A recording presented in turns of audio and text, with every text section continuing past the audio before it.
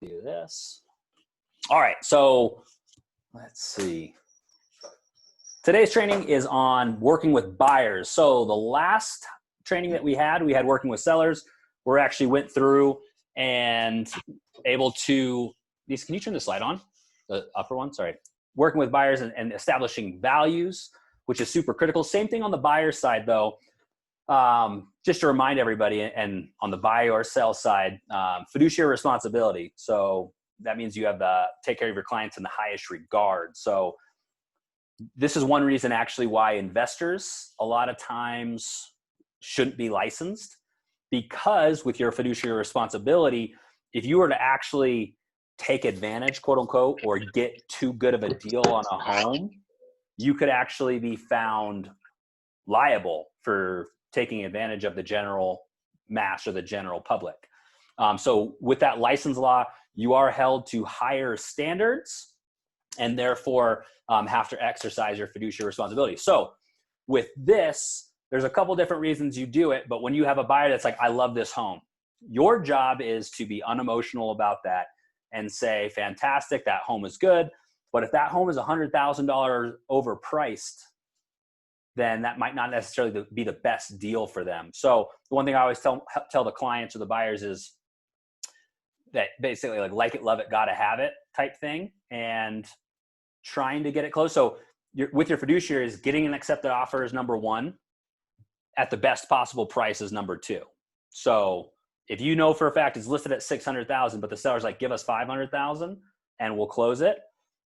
Based on your fiduciary responsibility, you actually have to give an offer of 500,000. And if you went 550 or something like that, you could quote unquote be questioned on your fiduciary real quick. So there's a couple aspects of working with buyers. So the first thing, and again, I'll have two videos that I'll share with you guys that you guys can watch.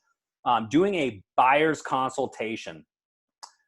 9 out of 10 agents don't do buyer's consultations, and it is literally a super critical thing for setting your clients up for success. So assume a lot of agents or a lot of clients are first-time home buyers. They don't know the process.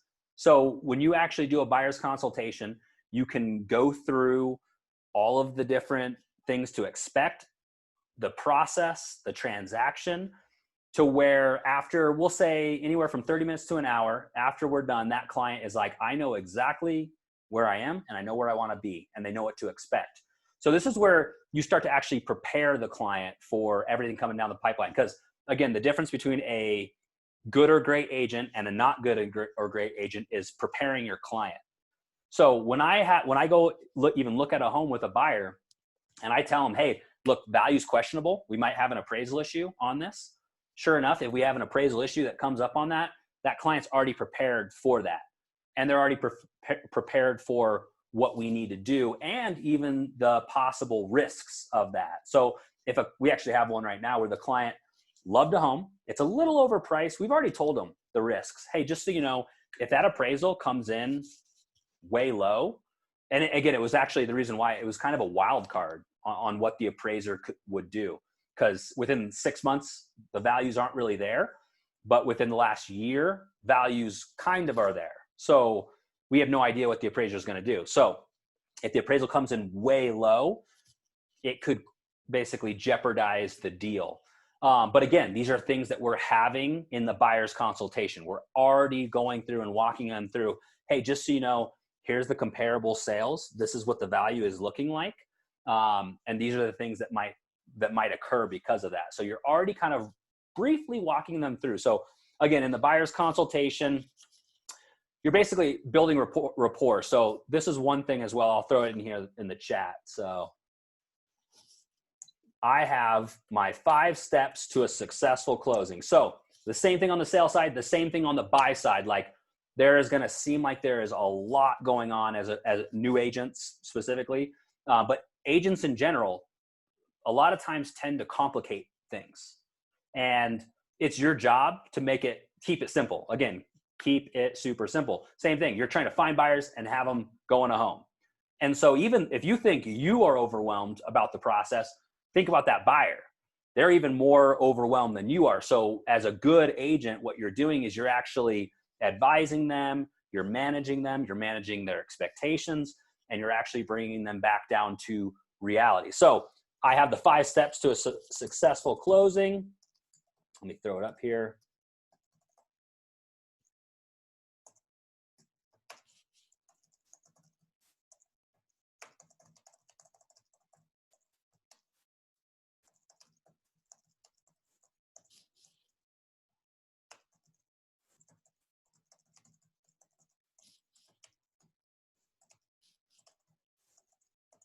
And that's, so even in my buyer's consultations, I'm telling them that. So, hey, just so you know, I know you're overwhelmed. 5 steps to a successful closing are: get pre-approved, find the right home, get an accepted offer, navigate escrow, and close. And so that's kind of all.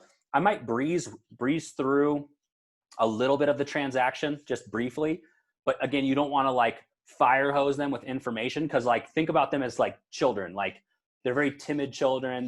They need to kind of have their hand held. And so when they actually find a home, and I tell them this, I said, hey, I don't want to go over too much now, but when we do find the right home and I actually walk you through the purchase contract, we will go through in detail the transaction and what to expect. And so that is, again, you have your buyer's consult. And then again, the second thing that you always do is walk the client through the purchase contract. I have a buyer's consult that I actually recorded from this Zoom, from the quarantine, that you guys can watch.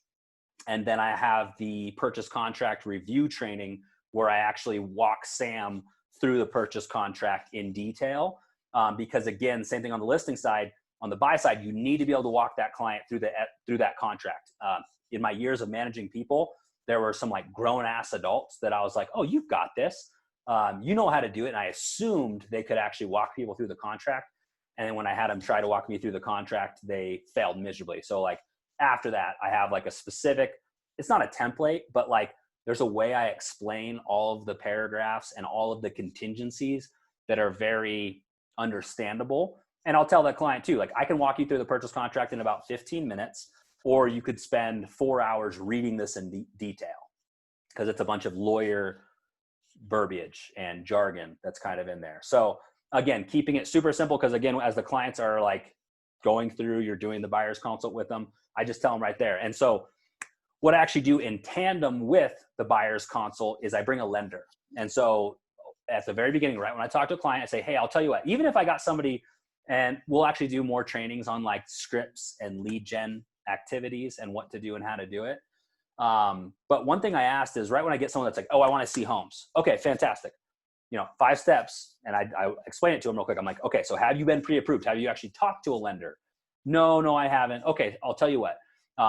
Let's meet tomorrow at noon, and I'm going to just have a quick, explain the process to you. And so this is like some of the things to learn for you guys is, I try not to call them contracts to clients. I call them agreements, the purchase agreement or the listing agreement.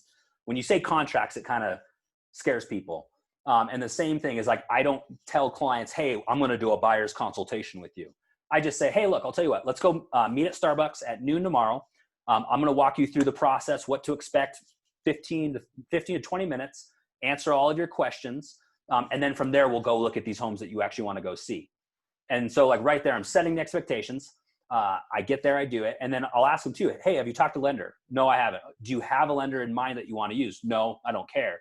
Okay, well, I'll tell you what, I'll actually have one of my lenders meet us there that will be able to talk the numbers with you. And is that okay with you? And they're like, oh yeah, that's absolutely okay. So some red flags as far as buyers, especially ladies with you being on the phone. I don't want you getting in a car with anybody that's not pre-approved. And that's not to ensure success with the transaction. If they've been pre-approved, their identity has been confirmed and we actually know who they are. Again, it's something like, it's kind of a safety issue, but at the same time, even Ron, you don't necessarily want to put people in the car that aren't pre-approved, because you don't want to show them homes if they aren't able to buy a home. And not saying that you don't want to help people, but at the same time, you're going to start to need to really protect your time. So again, if someone's like, oh, well, I had a bankruptcy, last year, but I just want to look at homes to get an idea. I'll tell you what, let's talk to a lender and see what we can do about this bankruptcy, see if there's any ways around it. But at that point, again, protecting your time, you might not necessarily want to do it. So again, one reason I do the buyer's consultations is, this is one example that I've used. I met a client, got a lead, brought him in. I said, hey, I'll tell you what, just meet me in. We'll talk about the process. Then we'll go look at homes. Super nice older couple. And they were like probably 50, 55 years old. Sat them down for a buyer's consult, good 30, 40-minute meeting.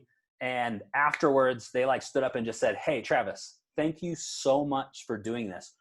Just so you know, we talked to 4 agents before you, and one of them wouldn't talk to us, like basically rushed us out of their room and said that they'd call us. And they basically were just like 4 people that we talked to. Nobody at any time sat us down and just explained the process and explained what to expect. So thank you. And again, they left so grateful. They were pre-approved. They were good to go. And they were pre-approved to $850,000. So like, this wasn't like a little deal. Like after that, I'm like, how did they possibly even talk to 4 people? And those 4 people screwed it up so badly. And so that's, again, why you do buyer's consultations. Cause like, don't assume that they know. Like, even if you knew technically in Missouri, our transaction might be a little bit different here. So actually, just so you know, Colorado. So the way in Hawaii, the transaction, when you pass J1, it auto accepts in Hawaii. So if you pass J1, that contingency is you stating, I automatically accept J1, and you keep moving forward. So that's why you have that amount of time to negotiate any repairs or cancel. If you don't, and you don't give any respond, that contingency auto accepts. And that's how the contract reads in Hawaii. In Colorado, the inspection period auto cancels the transaction. So if you don't give any response whatsoever, then technically the transaction auto cancels. So these are some things where, hey, I'm glad you've bought and sold homes in Texas. Just so you know, Hawaii's different.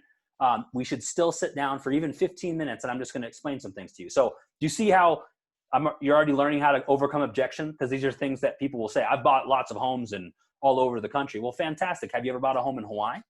No, I haven't. Okay, well, Hawaii is different than wherever you bought homes. So this is why we might need to explain the process to you. And right when you're doing those types of things, you're also taking control of the situation, making the client realize that you are a professional here to guide them through the process, and not going to do all those things. So again, I have the buyer's consultation that I'm going to send you guys. You guys can actually watch it and see all the points that I cover. Let's see. And here's another thing that I actually have. I call it RISO. So that is rapport, inventory, showings, offers. So I always just keep it in my mind, RISO. So the number one thing that you need to do when you're talking to a potential buyer is build rapport. So same thing goes with sellers, but you ultimately, like, if you talk to someone and they're a huge a-hole, you might not necessarily want to work with them. And the same thing, you want that client to like you. So, hey, and that's what, even at open houses, and we'll actually have open house training as well. So this is me now. I don't ask people if they're working with agents. When I was newer and a little less confident, I definitely asked, hey, which agent are you working with? And again, don't ask, are you working with an agent? They'll just say yes. You want to say, which agent are you working with? And you want to say specific. Oh, well, I don't know them. If they don't know them, they probably aren't actually working with them. But at this point in my career, I don't ask if they're working with somebody in basically anywhere. I talk to them, and I literally, my goal is not to pick them up as a client. My goal is to get them to want to work with me. And that's kind of like how I switch my perspective is I want to be so likable and knowledgeable that these guys actually, and I've had it to where somebody from an open house called me after and said, hey, me and my wife were talking about it, and we'd like to work with you to help us find our home. So like, that's the goal. Because the goal used to be pick up a client. Your goal should actually be, I want a client to pick me up. And that basically, that switch of perspective. And this is where anytime, even for myself, sometimes if I'm going to a big listing, 1.5, couple $1 million listing, I'm just saying, okay, ground myself. I'm just going to go have a good conversation. And that's kind of one of the things that you always want to do is basically be like, I'm just going to have a good conversation. When I go to a listing consultation, I'm just going to have a good conversation, who they are, get to know me, and then be able to answer their questions and just explain the process to them. So, and this is where just everything you're doing, keeping it simple. The more simple that you can keep it, the more professional you look. And again, the more you can manage clients. So again, RISO, build rapport, number one most important thing. Knowing the inventory. So right when you talk to a client, and this is where, does everyone here know how to check hot sheets? Let's do it real quick. Hold on, just a quick. All right, so when people talk about hot sheets, we're in Colorado here. If you guys have any questions at all as well, feel free to interject and hop in and we'll answer those for you.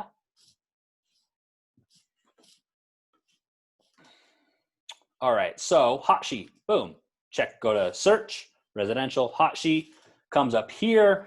And so this, you can get into the process of, if you want to, every day, every other day.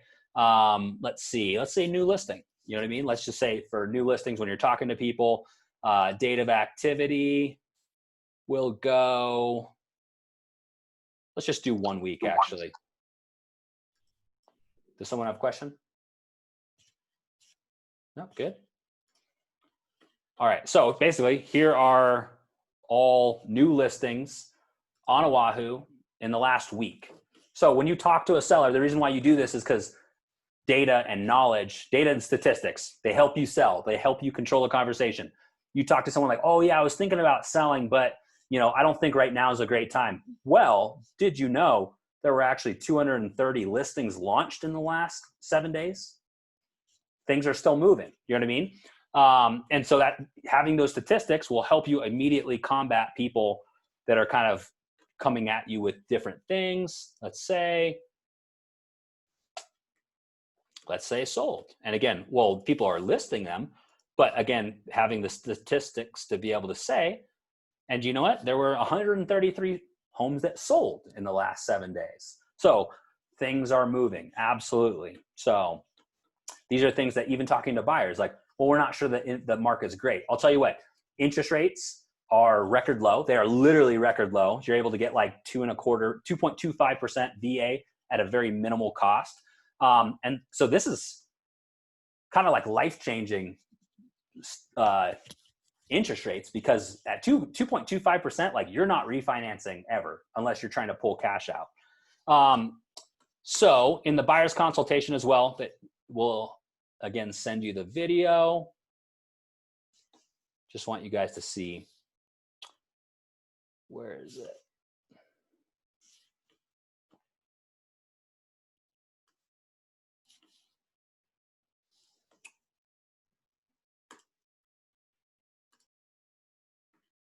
This is our Colorado one. We have Colorado and Hawaii. But so in the buyer's consultation, again, the number aspect is critical.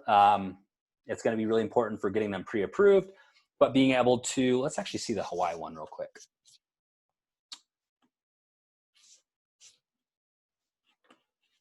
If it's done, let's see. Okay, so here's the Hawaii buyer's consultation. Again, simply explaining this to client just strikes up conversation, because at the end of the day, you want them to talk. Same thing with sellers, like ask them, hey, who are you? Do you have family? How many kids do you have? Do you have dogs? What are your wants and needs? You really want to get to know them. And then also, hey, what's most important? That is the most important question you can ask, is what is most important to you throughout this process? And always ask a seller or a buyer that question, again, because it makes them feel heard. What is it? People don't care about how much you know until they know about how much you care. So, and that's the thing. Ask that question. It makes them feel good. And it also opens them up. Same thing with the open house. What is it? I actually heard a guy say this and it was hilarious. One reason I don't ask if they're working with another agent is because if I would have asked my wife if she was dating somebody else at the time, we wouldn't be married. So, and that is that. But it was pretty funny. And then on top of that, being able to ask critical questions. If you found the perfect home today, what would you do? And if you ask that question to buyers and sellers alike, that question is super critical. If you found the perfect home today, what would you do? However they answer it, they're actually unveiling exactly where they are at in the process. Well, we would actually just go home and do nothing. They're probably not ready, willing, and able to buy. They're probably not pre-approved. However, if you ask that question, you say, well, we'd call our lender and we'd submit an offer. You know they're pre-approved. You know they're ready, willing, and able to buy. So that is a critical question in open houses specifically, or talking to buyers. Hey, if you found the perfect place today, what would you do? And kind of see how they answer it. But in part of the buyer's consultation, again, just going through this, whether it's printed out or on your iPad, what to expect, who we are. And so these are things, again, that Taylor, if you are basically having her assist you with any marketing, she can go through and help you customize it. You can go through and customize it yourself. Hey, I'll tell you what, this is us. We're the Ferris team.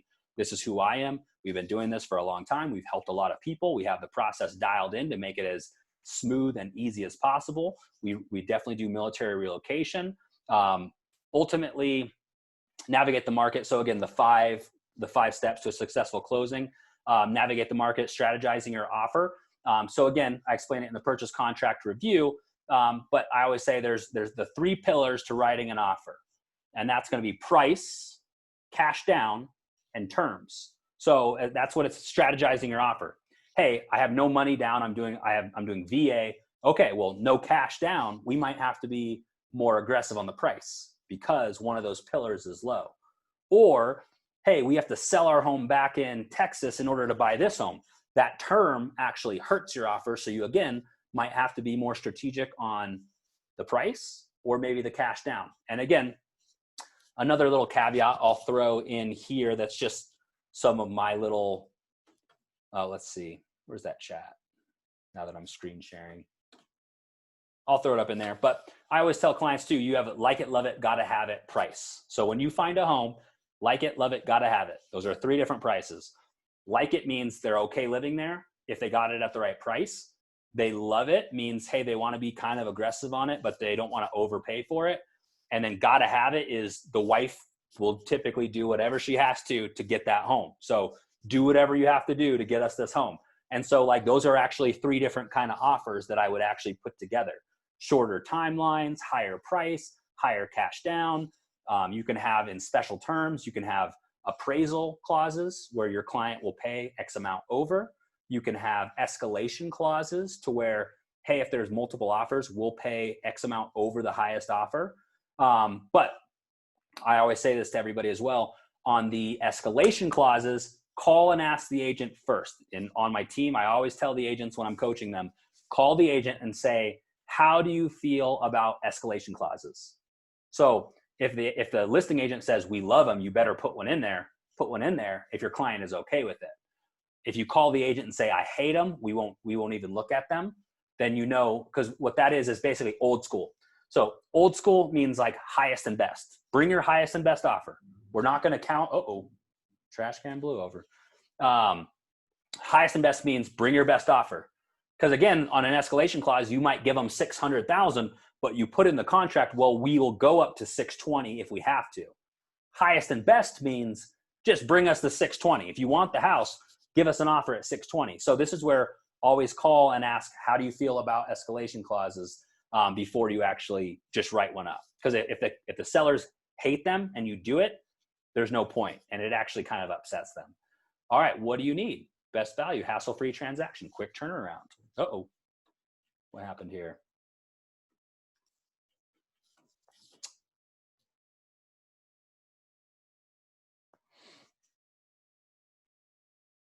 Our formula for success. So the process of buying with us, again, being able to explain that: pre-approval, find a home, negotiate offer, navigate escrow. That's our 5 steps. Testimonials. So, hey, go online, go to Facebook, go Instagram, go see who we are, what we're about. And then this is actually what a lot of our clients have said about it, working with us. Again, go on that. Our team. So we actually introduce people to who we are if you're on the team. Contact info. There's a couple things that I explained. So I'll just run them through that. So again, I'm just briefly introducing them to us. And that's the same thing that you guys will do to your buyers. You want them to have a little bit of an idea of who you are, that you're not a brand new agent who's never done anything, like, hey, we're a part of a team or we're an organization that are there to help us and make sure that we're doing the best we possibly can. And then outside of that, what I do as part of my, well, there's a couple other, and we'll get into it in 2 seconds,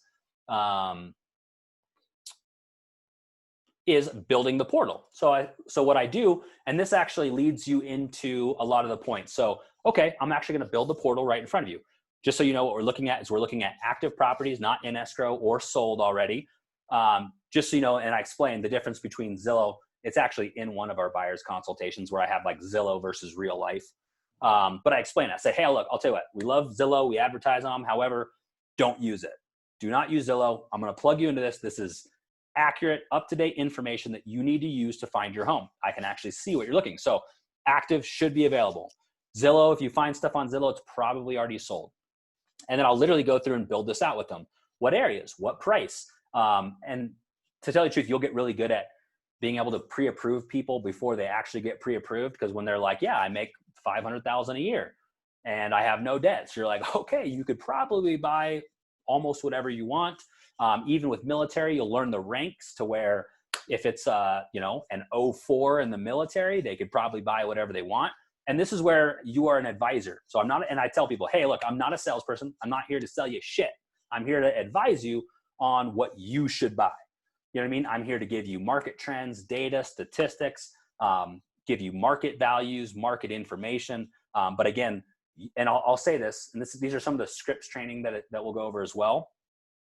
I give the unsell. So when I have a client in my car and they're kind of like start maybe poking around on what I think, I'll tell them like, hey man, and again, this is knowing your audience. Cause like if they're like a young, cool couple in the military or something, I might be able to, curse a little bit to have more in common with them. Or if you have a business professional who's 50 years old, you're a little bit more high and tight.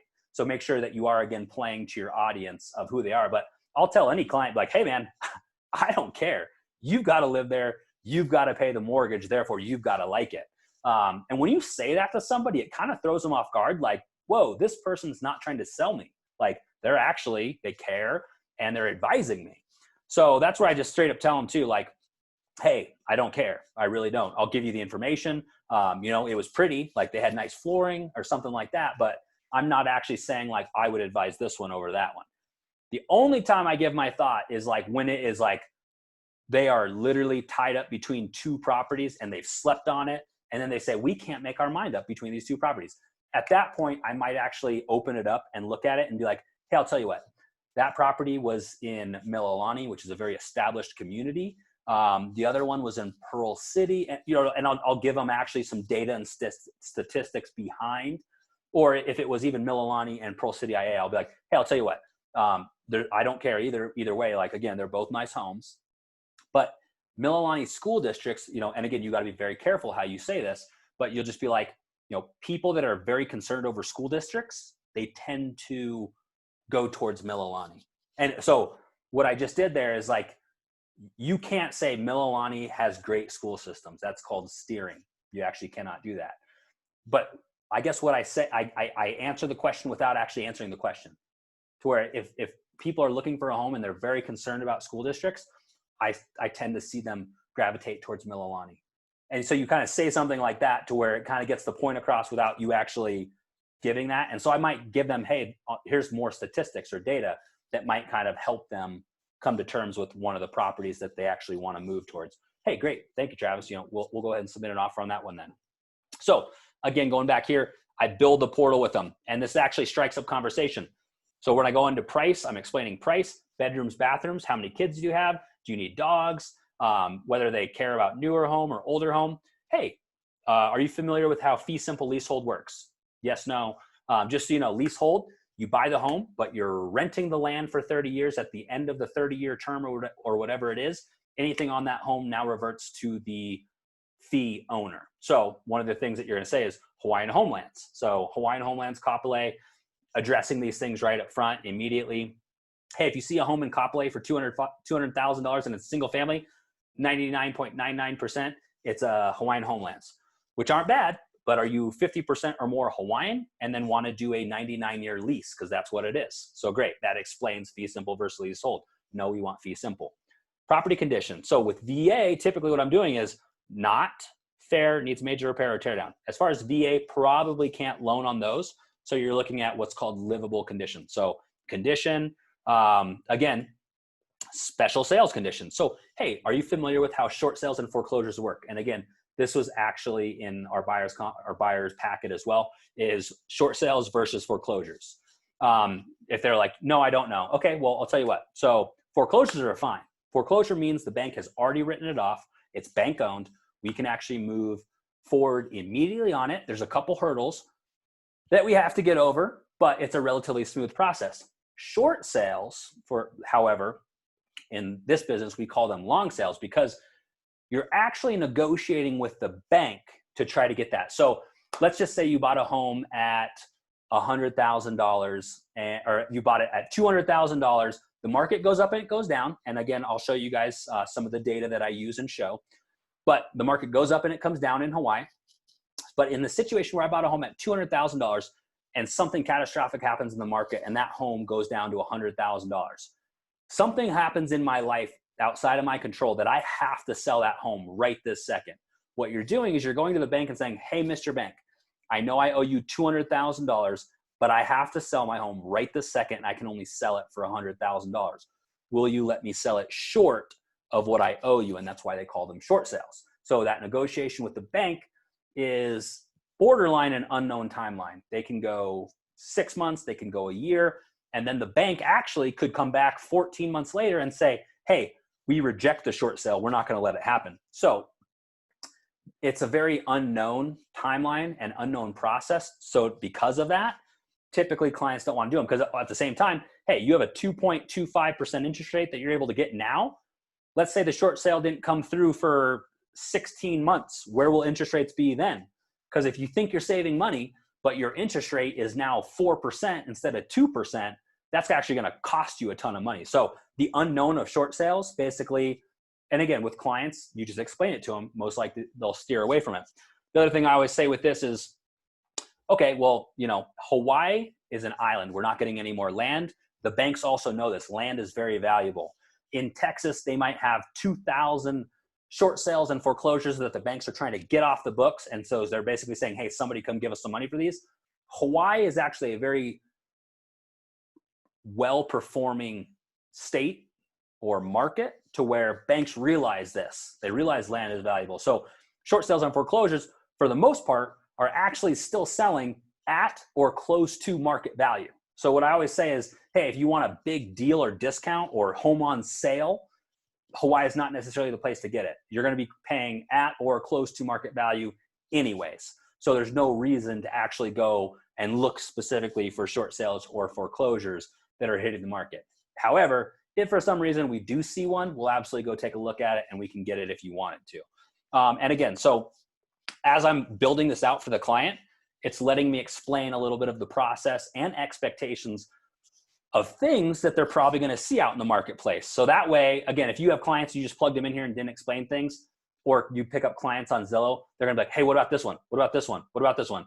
That one's not available. That one's sold. That one's in escrow. That one's sold. That one doesn't exist. So like, these are things that you might run into. Whereas if you have a client and you walk them through this, they now are like, oh, okay, I see and I understand. And you're setting them and yourself up for success. So boom, then I go. Do you guys know how to plug them into Search Portal? Let's just do one real quick, everybody. 600,000 below, 2 bedrooms or more, 2 bathrooms or more. They're okay with single family and condos. Again, that is good. Not short sales, probate. Let's dial this in a little bit more real quick. Oh, and then area. So again, this is another critical is, hey, where do you guys want to live? Ewa, Kapolei, Makakilo, Honolulu, Hawaii Kai, Kailua, Kaneohe. So you can either do TMK or you could do map search, depends on how you want to do it. But let's say, let's just for simplicity, they want Ewa, Kapolei, Makakilo. Boom, there it is. And they have 46 options. Results, save, new auto email, create new client. You plug all their info in. I call it potential properties. I turn off reverse prospecting. I make sure that's not clicked. And then you decide, again, depends on who you're talking to. A, B, C buyers. A buyers that want to buy something now, I will keep it every day. B or C buyers, maybe I'll go, hey, I'm going to send them something every other day. Because again, you don't want to spam them and you don't want them to cancel your auto search or it boots you out of it. So again, be strategic on how much you're setting it up. Save and boom, it sets them up on a new auto email. Just so you're familiar with that. Okay, so to go into a couple points as well. Let's see here.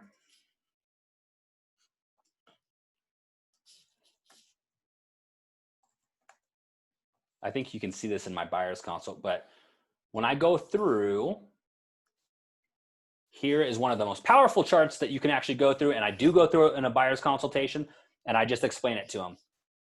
And I just say, hey, here are the median sales home values for the last almost 40 years. So I can't predict the future, but if you look at what's happened in the past in Hawaii, you can get a pretty good idea of what's gonna happen in the future. So let's take a look at the chart. In 1985, home values were 158,000. Let's go to 1994.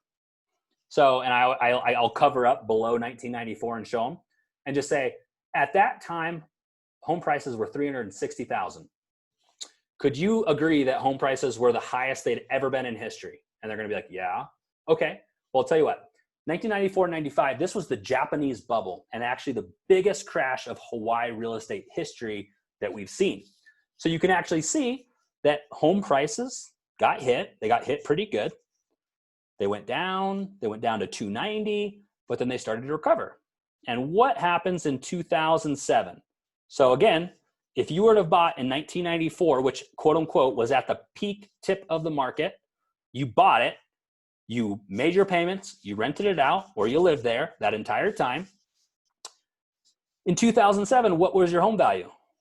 They were roughly about 643,000. So would that have been a good idea to buy in 1994? And I ask them, yeah, absolutely. Okay, let's look at 2007. So in 2007, what was that? That was the financial crisis. The bubble burst in 2007. If you were to buy in 2007, where are home values today? And I literally show them to where in 2007, 643, almost 800,000. So again, would it have possibly made sense to buy in 2007? Maybe, but now this is the caveat, and this is the unsell. You have to be able to ride the waves out. So people, I didn't mean to do that. People that bought in 2007 that stretched themselves, and then the crash happened, those people got crushed. But people that bought smart and were able to ride the wave still made money. And they're still making money. So this is where it's like, I tell all my clients, if you buy smart and sell smart, you will make money in real estate. You can't go out though and stretch yourself thin, buy a home, because if anything happens with your job, the market, you'll get crushed. So that's where I say with buyers, what are your wants, but mainly your needs? What does your family need to live in? Because again, it's like, I know we all want to live in $1 million home, but does it make sense financially to live in $1 million home? Unless that is a yes, you should buy just what you need. And this is where, again, you're saying, if I can get you the home that you need for $300,000, I'm going to do that. I'm not an agent who's going to go in there and try to pull you to $600,000, $700,000 and make you uncomfortable. Ultimately, I want to set you up for success. I want you to love home ownership, make a bunch of money, and then go tell all your friends how I helped you make a bunch of money. That's what you're already kind of predicting with them. So, and the reason why I say this is because I show them this chart, because when I say, as far as real estate long-term, it's every 12 years or so, the market is almost doubling. So the market has its ups and downs, but it's typically doing that number. And what you want to get across is you have to be able to do the dips. And as long as you can do the dips, you'll do very well. So overall, it's doing this. The reason why I explain that to them is the only thing I do use Zillow for, and we can look at that chart here. And this is where I give a very, very transparent, very transparent buyer's consult. So I tell them straightforward, like, hey, if you buy a house now and go to try to sell it in a year, you might not be in a very good position. So that is also the unsell. When I tell that to a buyer, they're saying, hey, this guy's not trying to take advantage of me, sell me on stuff. He's actually advising. Because again, one of my friends who bought a home before I knew him, he's like, yeah, the agent was like, yeah, you got to buy. Everyone's making money. You're going to make tons of money if you buy this home, no matter what. Like, and I'm trying to help him get out of that house and advise him on pricing. And he's getting kind of crushed right now because this other agent just was like telling him what they wanted to hear. But the reason why I do this and explain that is, let's even say 0 down. Oops, there we go. 30-year fixed. Let's go. Let's be conservative, 3.75. So include tax and insurance, home insurance, not going to be that much. Property tax, sure. HOAs, let's even say that there's a 70 a month. Oops, yeah, 70 a month HOA. Do not include mortgage insurance. So the reason why I say this is, I say, okay, let's say, and this is the full transparency, and I do this in the buyer's consult. Okay, you bought a home at $500,000. Your total monthly payment's going to be right around $2,800. So Hawaii is an appreciation state, as I just showed all of you. This is not necessarily a cash flow state. You go to Texas, you buy a home for $200,000, it cash flows $500 a month. That is not the case in Hawaii. This is an appreciation state where your money comes in at basically appreciation over the cash flow. So you buy a home at $2,800. Let's say you can rent this home out for $2,500. So this is where I'm already prepping them for rental. And this is typically like VA, 20% down gets a little bit better, but it's not much better. So let's say you rent this home for $2,500 a month. Well, actually, let's even take a step further. Sorry, you rent it for $2,300 a month. So you are taking $500 a month negative. Ultimately, when you see that, you might say, hey, that kind of sounds like it sucks. You know, you're actually taking a $500 a month loss on that home.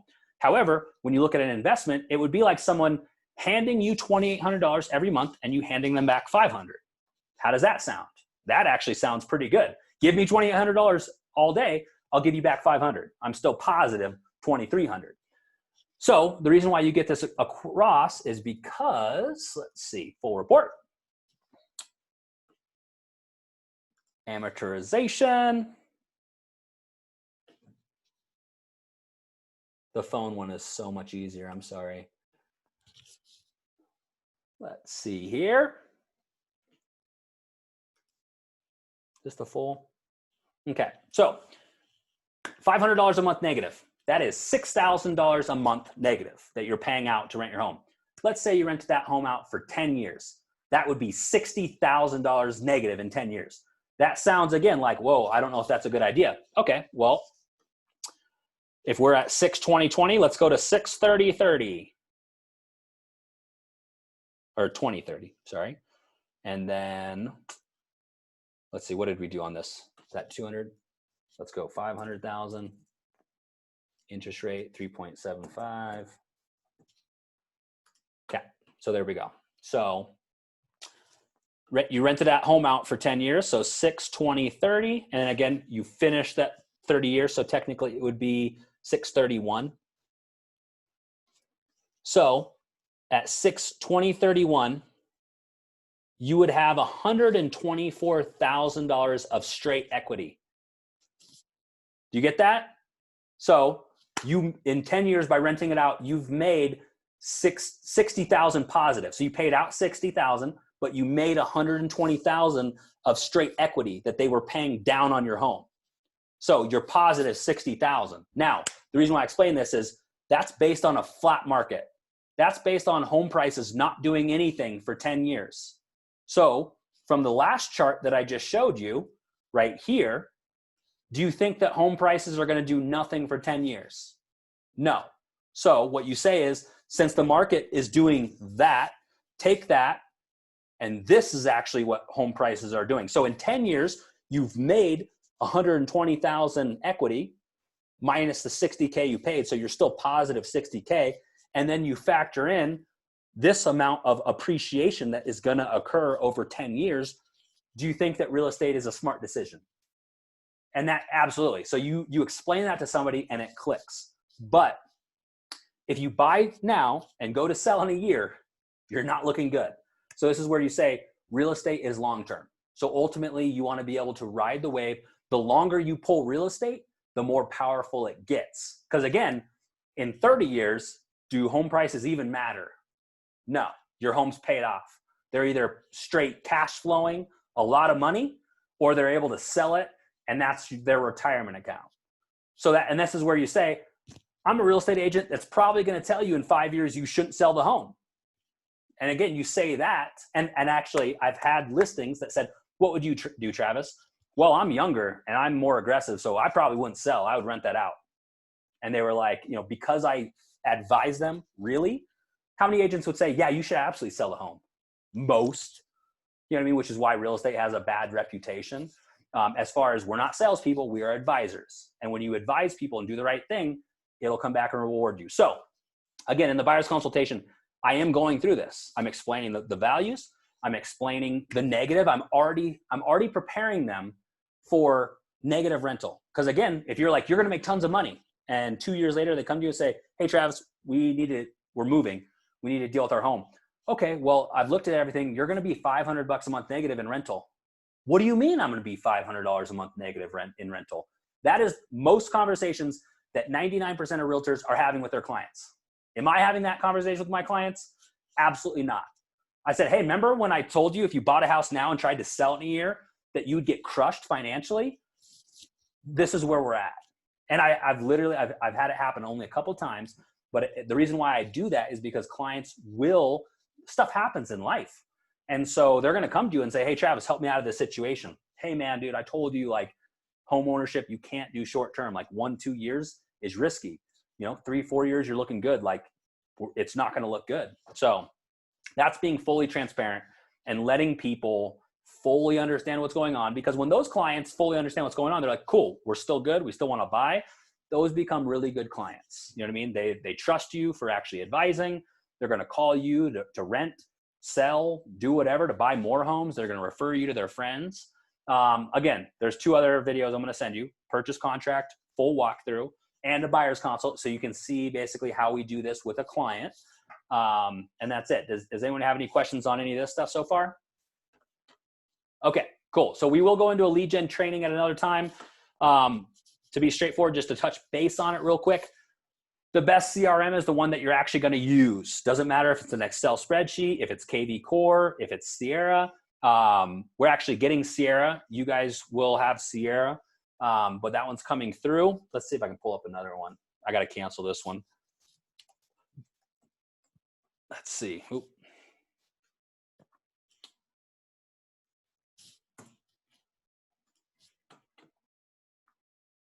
So use a CRM. Basically, that is it. So go in here, leads. When you get a lead or open houses with Sierra and everything that we're going to be doing, we're going to have templates and things auto built out for you guys to be able to go in. And when you get an open house lead and put it into open house bucket, a campaign will go out specifically for open houses. And we're going to build all that stuff out. I've done it before. We're going to do it again right when we get Sierra activated. But ultimately, this should be your life. Your lifeblood is your CRM, KV Core, or whatever it is for now. And every day you should basically be going through, calling these leads. Hey, what's going on? Oh, you're not looking at buying right now? Next month? Okay, fantastic. And you go into the lead. You're taking detailed notes. Hey, he has a dog named Francis. He has 2 kids. Because again, when you call him a year later or however, and you said, hey, how's Francis, your dog, doing? They're going to be like, oh man, thanks for asking. Like, they're doing wonderful. Like, these are the things that you want to be doing. The more information you have, the better.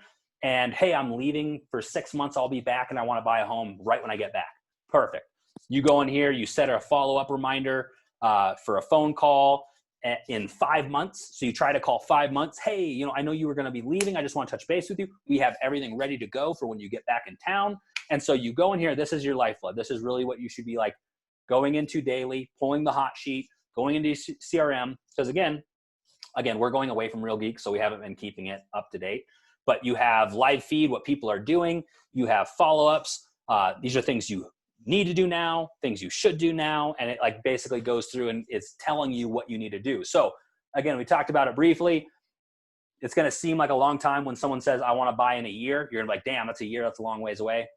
Time goes by very quickly. So before you know it, if you have them in the CRM, 11 months later, you're going to call them and say, hey, I know you said you wanted to buy a home next year. I'm still here. I never stopped thinking about you. How can we get you going? And again, they're going to be impressed. Holy cow, this guy's follow-up is crazy. Yeah, this is before we even started searching. Can you imagine when we get you out on the road and look at homes? So these are things that just goes into who you are. You're a real estate agent. You're here to help people. Again, we'll do more lead gen and CRM training at another time. But again, use CRMs, Excel, use something for now. Any Hey, questions? Travis, yes, Yep. I do have a Uh-huh. question real Yep. quick, if you don't mind.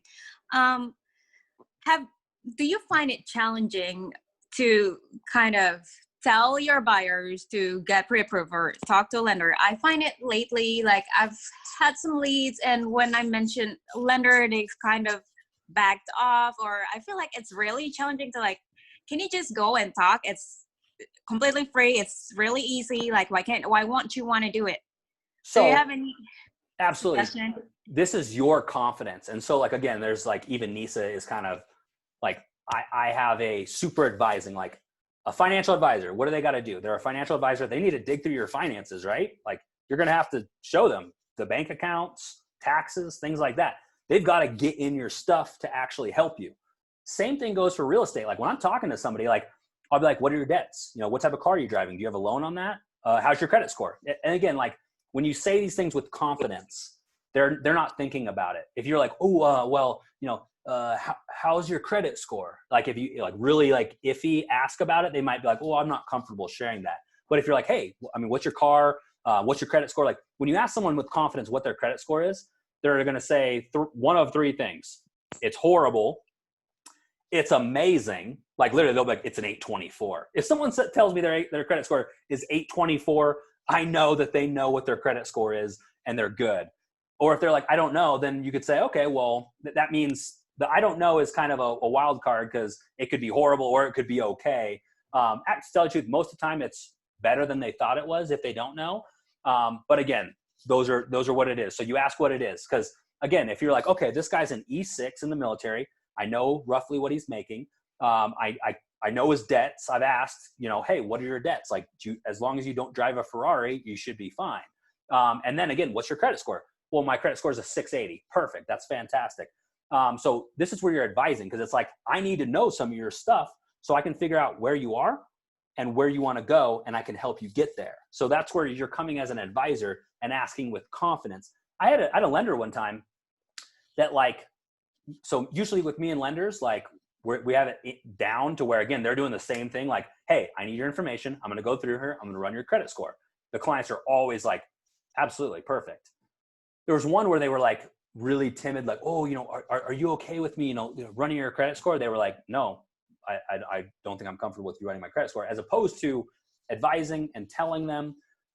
So as far as the preparing the person, and again, I'm not sure if you were on the call Novita before, it's a safety issue. I want you to have these people pre-approved before they get into your car. And the reason why is because if they're pre-approved, someone else has actually legally verified this person. And we know who they are. We know they're hopefully not a criminal, you know, things like that, to where if they're not pre-approved, it could be a weirdo in your car at that point. So, Yeah. so that's where it's a safety issue. And so that's a tell. And we said this when we're setting up people up, like, hey, I want to see homes. Great. Have you talked to a lender? No, I haven't. Okay, I'll tell you what. We're going to meet tomorrow at noon at Starbucks. I'm going to run you through the process real quick, what to expect. I'm going to have one of my lenders, if you're okay with it, meet us there, and he can just talk to you about numbers. So again, I don't say contracts to clients. I say agreements. And I don't say consultations. I say we're just going to talk about the process. And same thing with the lender. I say, he's there to talk to you about the numbers. And I simply say it like that. And I tell, hey, he's going to talk to you about the numbers. They're always cool with it. You know what I'm saying? I'm the That agent. is brilliant. Yeah. Yeah, you know what I mean? And so I'm an agent. I'm going to show you the homes, talk about the you know, the offers and things like that. He's the lender. That's his specialty. He'll just talk to you about all the numbers and stuff.